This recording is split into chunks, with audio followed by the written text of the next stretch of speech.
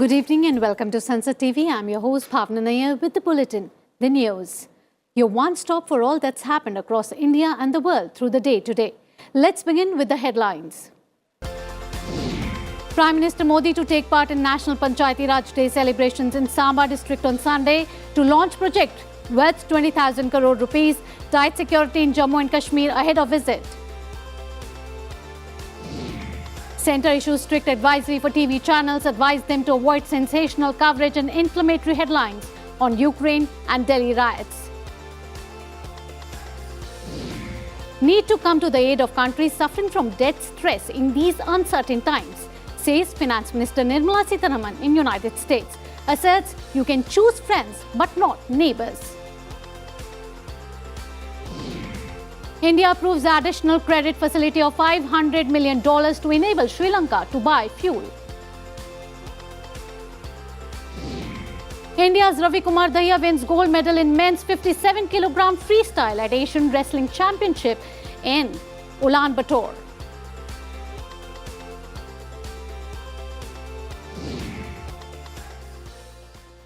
And a quick look now at some more important news in Flash 10. Finance Minister Nirmala Sitharaman virtually interacts with several universities of United States for setting up foreign universities institutions at GIF City in Ahmedabad. Prime Minister Modi to share his thoughts in Mann Ki Baat program on Sunday. Defence Minister Rajnath Singh to honour war heroes of 1971 Bangladesh Liberation War in Guwahati. First Lata Deenanath Mangeshkar Award to be conferred upon Prime Minister Modi in Mumbai on Sunday. Union Minister Nitin Gadkari inaugurates 16 national highway projects in Jalagaon, Maharashtra. 72.5 million tons of coal available at different sources, says Coal Minister Prahlad Joshi. Railway Minister Ashwani Vaishnav flags off Visakhapatnam Koraput daily passenger train from Koraput, Odisha. Delhi government imposes Rs 500 fine for not wearing mask in the national capital. Chief of Naval Staff Admiral R. Hari Kumar on 3-day visit to Seychelles. At least 33 people, including religious school students, killed in bomb blast at a mosque in northern Afghanistan. And now news in detail. Prime Minister Modi will visit the Pali Panchayat in Samba in Jammu and Kashmir on Sunday. Security has been tightened in Jammu and Kashmir ahead of the visit. On Sunday, the Prime Minister will inaugurate development projects worth over Rs 20,000 crore in Jammu and Kashmir.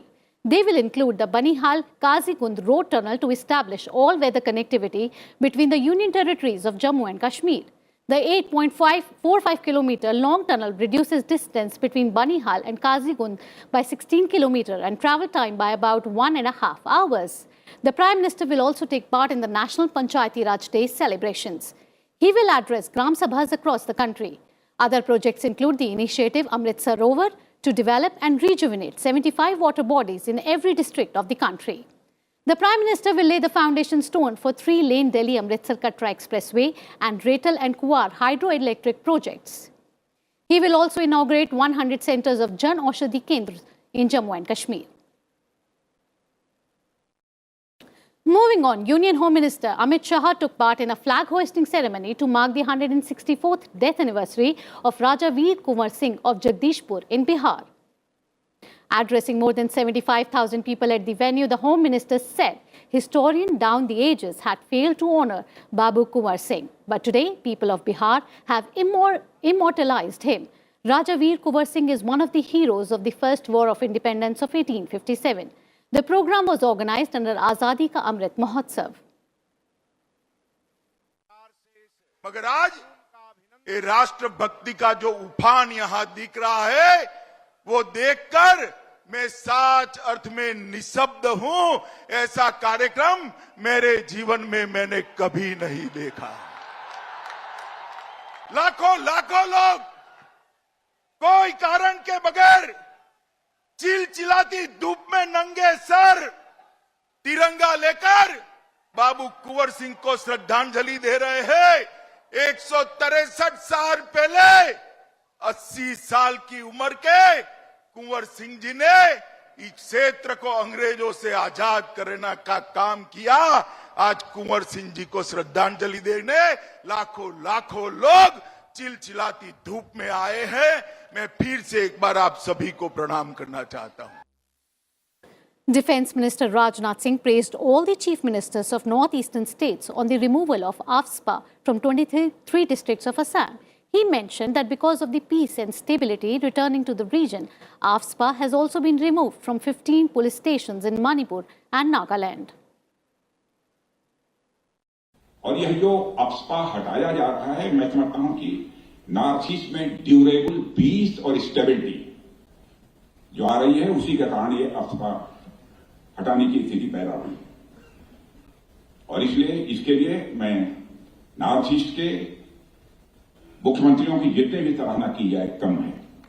Jammu Kashmir की हमारी army, हमारे तीनों services के लोग चाहते हैं कि जल्दी से जल्दी वहां पर armed forces special power act को समाप्त हो, ऐसे हालात पैदा हो। यदि armed forces special power act लगाना पड़ा है, लगा हुआ है, तो परिस्थितियां उसके लिए जिम्मेदार है। Finance Minister Nirmala Sitharaman said the bilateral relationship between India and the United States has gone from strength to strengthen. Nirmala Sitharaman is currently in the United States to attend the annual meeting of the International Monetary Fund and the World Bank. She held several bilateral meetings with top officials in the Joe Biden administration and took part in many multilateral meetings. Speaking to Indian journalists in Washington, D.C. at the conclusion of her visit, Sitharaman said India's relations with the United States are getting better every day. She said geopolitical realities need to be understood in friendships. Sitharaman asserted that if America sees its friend in India, it should see that its friend is not weakened in any way. Your neighborhood is what you have as a given. You have to keep that in mind when you're talking relationship. And India certainly wants to be a friend. But if US also wants a friend, the friend can't be a weak friend. The friend should be not weakened. So we are taking decisions, we are taking calls, we are taking calibrated position because we need to be strong where we are, given the geographical locational realities. India has agreed to provide financial crisis-hit Sri Lanka an additional line of credit of $500 million to facilitate fuel purchases.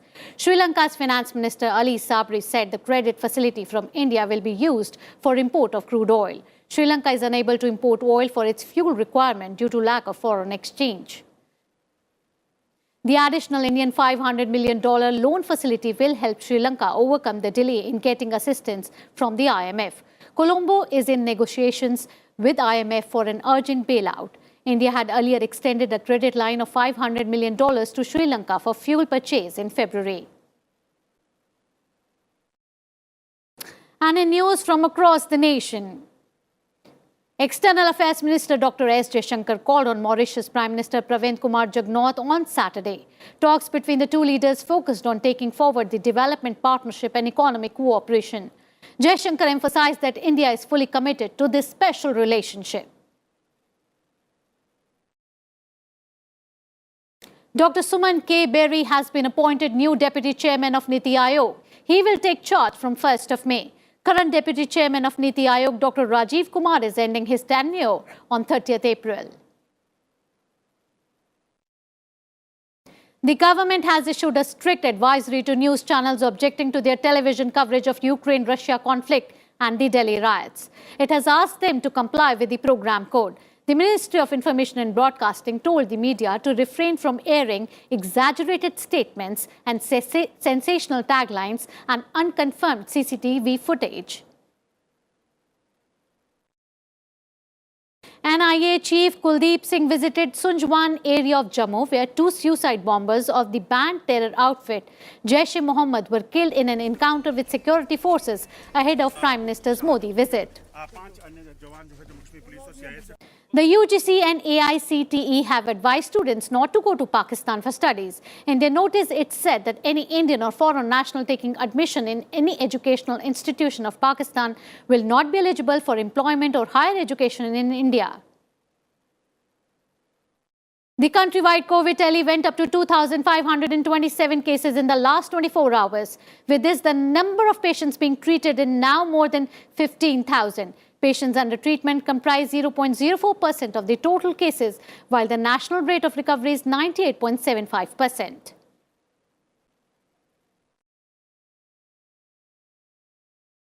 And how did the world observe Earth Day? This and more stories on the other side of the break. You stay tuned.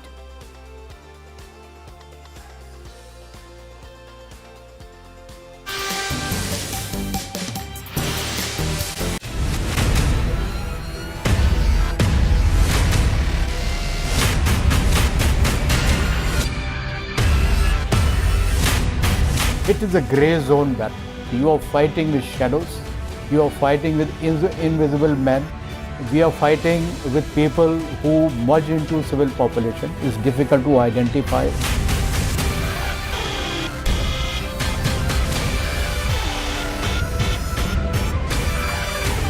You are there for security, providing security to your own people, to your Indians.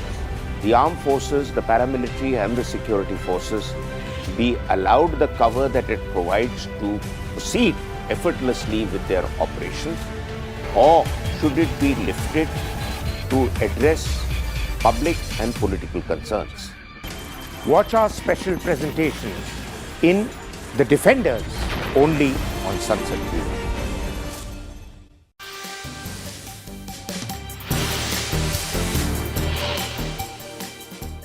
Welcome back. You're watching the news. Now let us look at all the latest updates from the war front in Ukraine.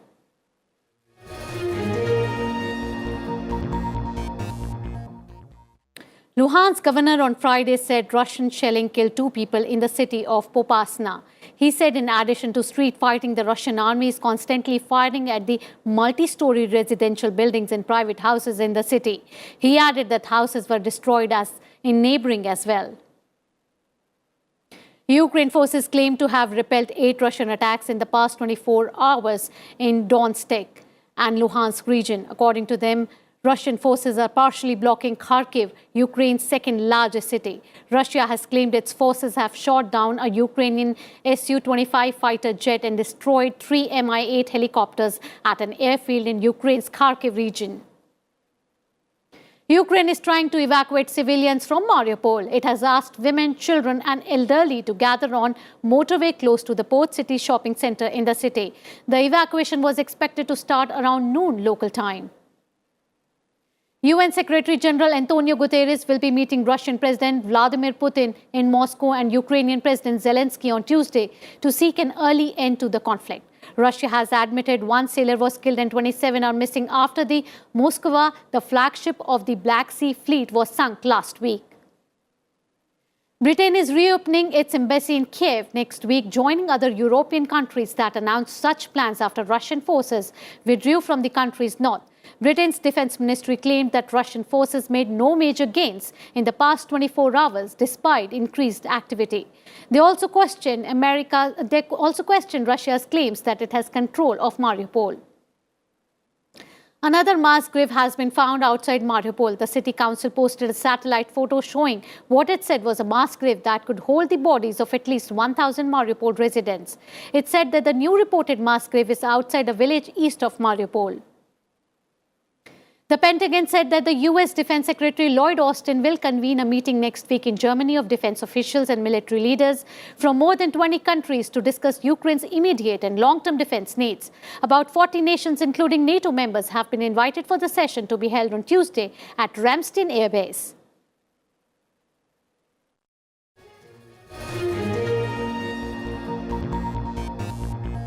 News now from the other parts of the world.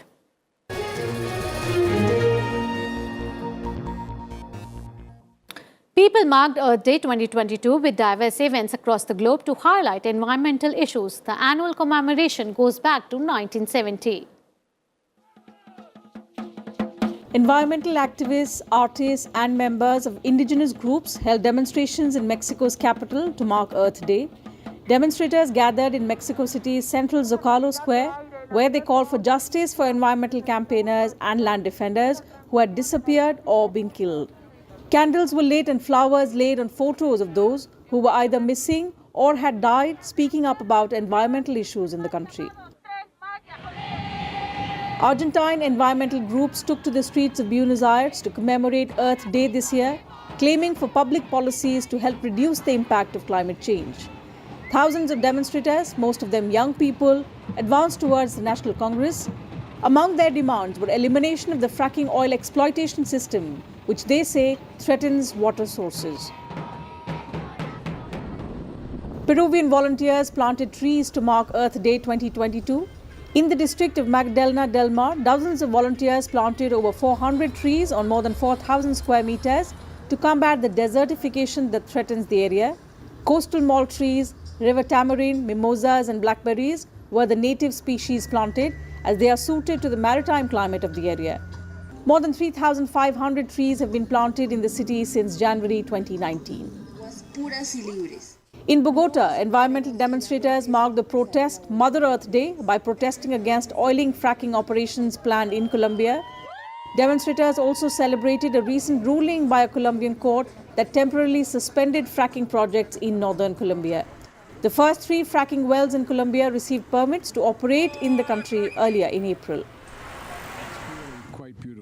In the United States, President Joe Biden signed an executive order to help restore national forests devastated by wildfires, drought and blight, using Earth Day to press for more action on environment.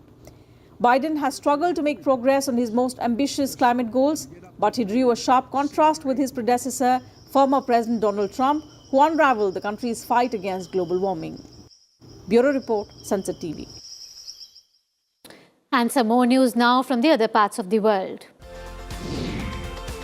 France is all set to hold its presidential elections on Sunday. Sunday's vote is a rematch of the 2017 presidential election runoff, with centrist President Emmanuel Macron facing far-right challenger Marine Le Pen. Latest polls suggest Macron leads Le Pen in second round voting, but a big question mark remains over how many of France's 48.7 million eligible voters won't cast ballots because of their aversion to both candidates. A strong earthquake in Bosnia killed 1 person and injured at least 2 others late on Friday. The magnitude 5.7 earthquake sent hundreds of people fleeing from their homes. It hit 42 kilometers southeast of Mostar. A 28-year-old woman died and her parents were injured after a rock dislodged by a tremor hit their family home. The quake was at a depth of 5 kilometers. It was also felt in neighboring Croatia, Serbia and Montenegro. US police confirmed that a man believed to be responsible for a shooting in Washington has been found dead. At least 4 people were shot in a flurry of gunfire. City officials warned people to stay inside as dozens of officers in tactical gear searched for the suspect.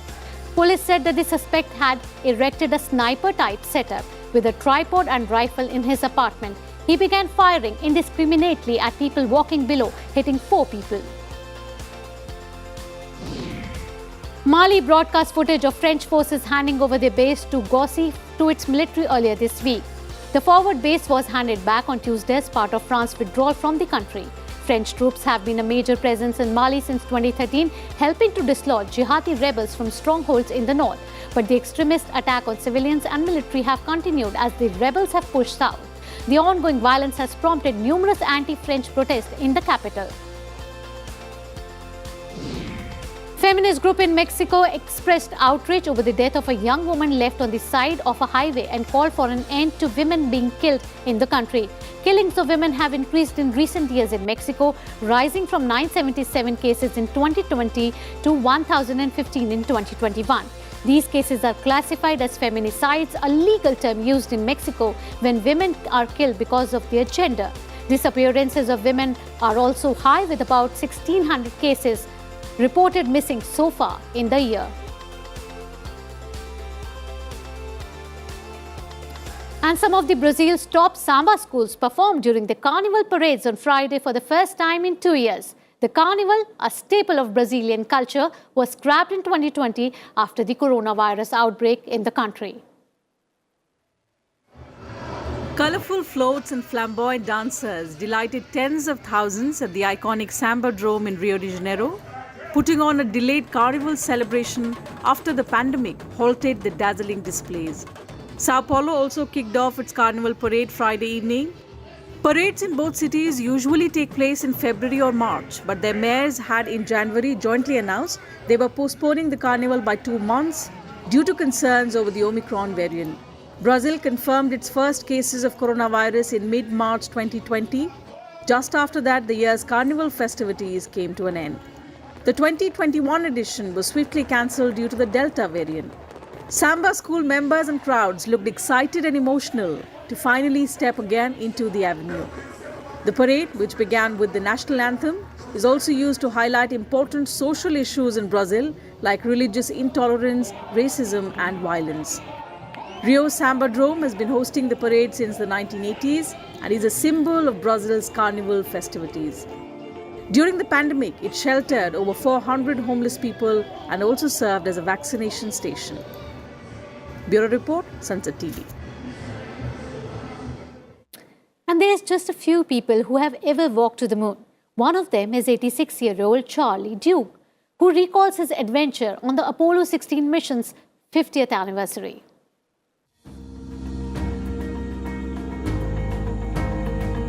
On April 16, 1972, Apollo 16 blasted off from the Cape Kennedy on a 12-day round trip to the moon. Leading the crew was John Young and his colleagues Tom Mattingly and Charles Duke. Duke, who piloted Apollo 16, is part of a tiny fraternity, people who have walked on the moon. He still has vivid memories from the journey. I distinctly remember the liftoff, the first view of Earth that we had from 20,000 miles away, the landing on the moon, and the re-entry. So those are 4 or 5 very exciting parts of the mission that are vividly in my mind. It was the penultimate US mission to land on the moon. It wasn't a life-changing experience. I didn't see it as a religious experience or spiritual or a philosophical. It was an adventure. You got to look at Apollo as an adventure. Duke is looking forward to NASA's upcoming flight to the moon with its new Space Launch System rocket, which is at the core of the Artemis program. The moon was really a beautiful environment, desolate, but yet it had beauty about it. The different contrasts, the mountains that we saw, the blackness of space on the surface of the moon, and shades of gray. It was just very captivating.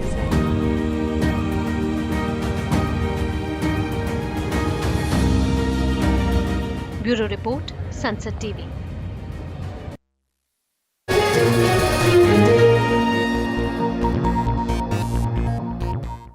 And now is the turn of news from the world of sports.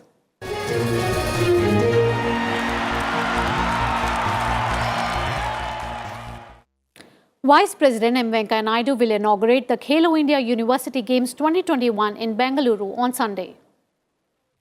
The opening ceremony at Kantirva Indoor Stadium will include cultural performances and laser shows showcasing the rich cultural tradition of Karnataka.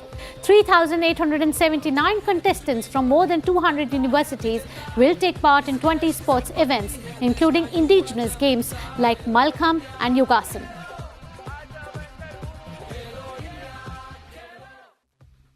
And starting today with wrestling, Tokyo Olympic silver medalist Ravi Dahiya has won the first gold for India in the Asian Wrestling Championships being held in Ulaanbaatar, Mongolia. In the finals, Ravi Dahiya comprehensively defeated Kazakh wrestler Kalzan Rakhat 12-2 to win the 57-kg men's freestyle gold. Bajrang Punia, however, lost his final bout to Iran's Rehman Mosa by 1-3 and had to be satisfied with silver in the 65 kg category. In the 79 kg category, Gaurav Balyan too had to settle for silver. India won 2 bronze medals too. In archery, Indian men's compound archery team of Abhishek Verma, Rajat Chauhan and Aman Seni secured the country's first gold medal of this season, beating France from 232 to 230 in the final at the Archery World Cup Stage 1 in Antalya, Turkey. The Indian team showed remarkable composure to overcome a 3-point deficit at the halfway stage to go on and win the match. India, however, lost out a second medal after compound mixed pair of Verma and Muskan Kirar went down 156-157 to Croatia in the bronze medal playoff. On to cricket now. In the 34th match of IPL, Rajasthan Royals beat Delhi Capitals by 15 runs. Royals posted 222 for the loss of 2 wickets, riding on the third Jos Buttler 100 this season. Delhi's Capital were in the hunt till the last over. A no-ball phrases that then led to an unpleasant end, with DC losing and their captain Rishabh Pant and assistant coach Praveen Amre fined 100% of their match fees. Amre has been handed a 1-match ban. Carlos Alcaraz sent top seed Stefano Tsitsipas packing in a dramatic Fury Barcelona Open quarter-final encounter on Friday. Trailing a set and a double break, Tsitsipas, who defended Monte Carlo Masters title last week, fought back to level the match. Alcaraz kept his cool though and went on to bag a 6-4, 5-7, 6-2 win that will see the 18-year-old Spaniard climb into the top 10 rankings for the first time on Monday.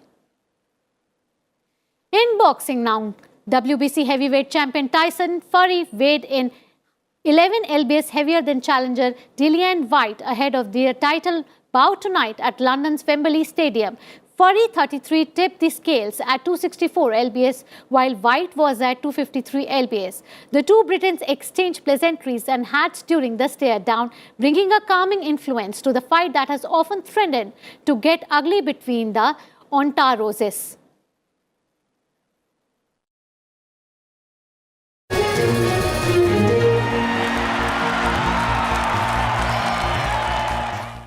And before we wrap up, let's take a look at the headlines again.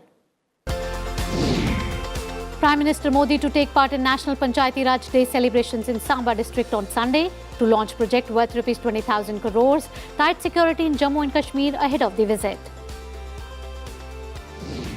Centre issues strict advisory for TV channels, advised them to avoid sensational coverage and inflammatory headlines on Ukraine and Delhi riots. Need to come to the aid of countries suffering from debt stress in these uncertain times, says Finance Minister Nirmala Sitharaman in United States, asserts you can choose friends but not neighbors. India approves the additional credit facility of $500 million to enable Sri Lanka to buy fuel. India's Kumar Dahiya wins gold medal in men's 57 kg freestyle at the Asian Wrestling Championship in Ulaanbaatar.